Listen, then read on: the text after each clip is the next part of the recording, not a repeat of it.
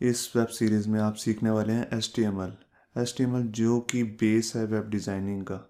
अगर आप as a web developer job करना चाहते हैं या डिज़ाइनर काम करना चाहते हैं तो आपको ये सीखना बहुत ज़्यादा ज़रूरी है।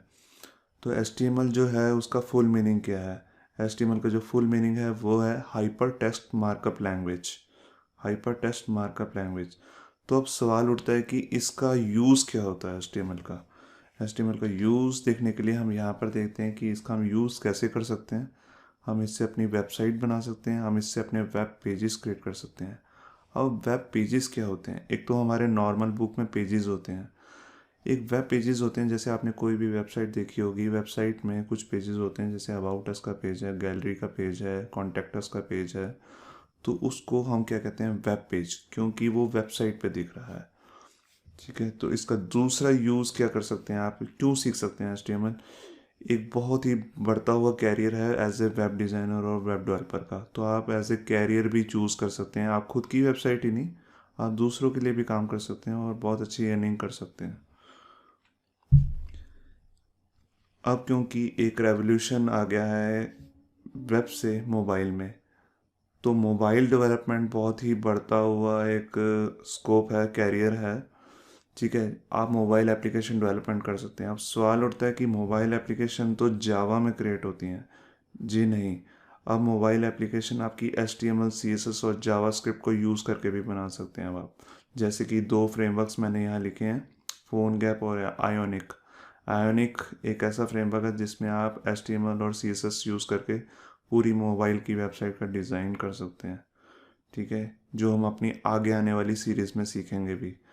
तो अब सवाल उठता है कि इसको शुरू कैसे किया जाए। इसको शुरू करने से पहले हम यहाँ पर एक बात करते हैं कि हम HTML का कौन सा वर्ज़न करने वाले हैं। हम HTML का वर्ज़न 5 करने वाले हैं। HTML का 5 अब तक का लेटेस्ट वर्ज़न है जिसमें सब कुछ न्यू है। और इसमें हम HTML 4 के बारे में भी बात करेंगे और सीखेंगे कि HTML 4 से HTML 5 में क्या क्या नई चीज़ें आई हैं और क्या क्या नई पुरानी चीज़ें हटा दी गई हैं। क्योंकि ये जानना बहुत ज़रूरी है, क्योंकि कई बार आप ऐसा हो सकता है कि पुरानी चीज़ें यूज़ करें और वो चले ना। तो ये सब जानना बहुत ज़रूरी है। तो अब इससे पहले हमें ये जानना होगा कि हम इसमें काम कैसे करेंगे, क्या क्या सॉफ्टवेयर रिक्वायरमेंट्स हैं। तो सॉफ्टवेयर रिक्वायरमेंट के लिए हमारे पास दो सॉफ्टवेयर की ज़रूरत होगी। एक तो है HTML एडिटर और एक है ब्राउज़र। HTML एडिटर जिसमें हम अपनी HTML का कोड करेंगे, और ब्राउज़र मतलब जैसे आपने सुना होगा, जब भी आप कोई वेबसाइट खोलते हैं तो आप एक ब्राउज़र का यूज़ करते हैं, जैसे इंटरनेट एक्सप्लोरर वगैरह वगैरह। तो यहाँ पर देखते हैं कि हमारे पास HTML एडिटर कौन कौन से हैं। सबसे बेसिक जो एडिटर आता है हमारे पास विंडोज़ के अंदर वो है नोटपैड। नोटपैड विंडोज़ के साथ ही आता है और इसको आप as a editor, HTML editor use कर सकते हैं। इसमें आप अपना सारा कोड कर सकते हैं और ये फ्री ऑफ कॉस्ट है क्योंकि आपको विंडोज़ के साथ ही मिला है। इससे एक ऊपर भी आता है, वो है नोटपैड प्लस प्लस। इसमें और नोटपैड, सिंपल नोटपैड में एक डिफरेंस ये है कि इसमें थोड़ी कोडिंग कलरफुल होती है। और जब हम अपनी अगली वेब सीरीज़ देखेंगे उसमें हम सारे का सारा नोटपैड प्लस प्लस में ही अपना सारा कोड करेंगे। इसके अलावा माइक्रोसॉफ्ट ने एक अपना फ्री एडिटर निकाला है जिसका नाम है VS code, visual studio code. एकदम फ्री एडिटर है और इसमें काफ़ी सारे फ़ायदे हैं, आप इसको भी यूज़ कर सकते हैं। एक है सबलाइम। सबलाइम भी एक बहुत ही ज़्यादा पॉपुलर और फेमस एडिटर है। ठीक है, जिसको आप यूज़ कर सकते हैं। इसको आप मैक में भी यूज़ करते हैं, अगर आप मैक के यूज़र हैं। अगर आप विंडोज़ के यूज़र हैं तब भी सबलाइम को आप बहुत ज़्यादा यूज़ कर सकते हैं।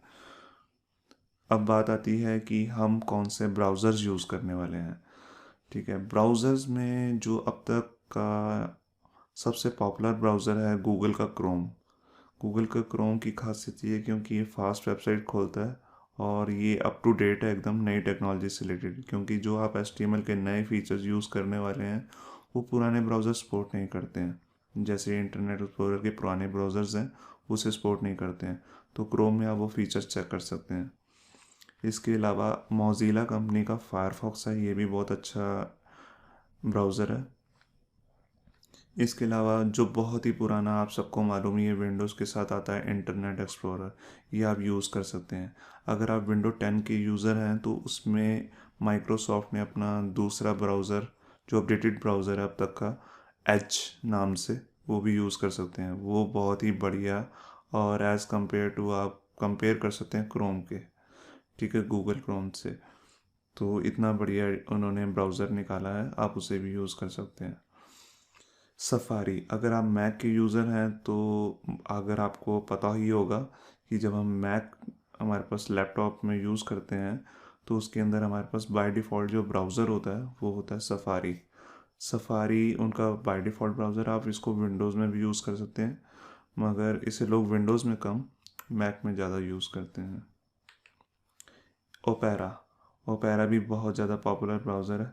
इसको लोग ज़्यादातर मोबाइल्स में ज़्यादा यूज़ करते हैं, वैसे भी यूज़ करते हैं विंडोज़ में भी और मैक में भी, मगर इसको मोबाइल में ज़्यादा यूज़ किया जा सकता है। तो यहाँ तक का हमारा सारी वीडियो बनाने का जो एक मोटिव था वो यही था कि हम आपको बता सकें कि HTML है क्या और हम क्या करने वाले हैं और कैसे करेंगे। तो आप हमारी वीडियो सीरीज़ देखते रहिए, जिससे आप HTML5 और उससे भी शायद लेटेस्ट वर्जन इसमें सीख सकेंगे। हमने जितने भी सॉफ्टवेयर्स और एडिटर्स आपको बताए हैं उन सब के डाउनलोड लिंक्स आप हमारी नीचे दी हुई डिस्क्रिप्शन में देख सकते हैं, वरना आप इसे गूगल पे सर्च भी कर सकते हैं, वहाँ से भी जाके आप डाउनलोड कर सकते हैं। Thank you, bye bye.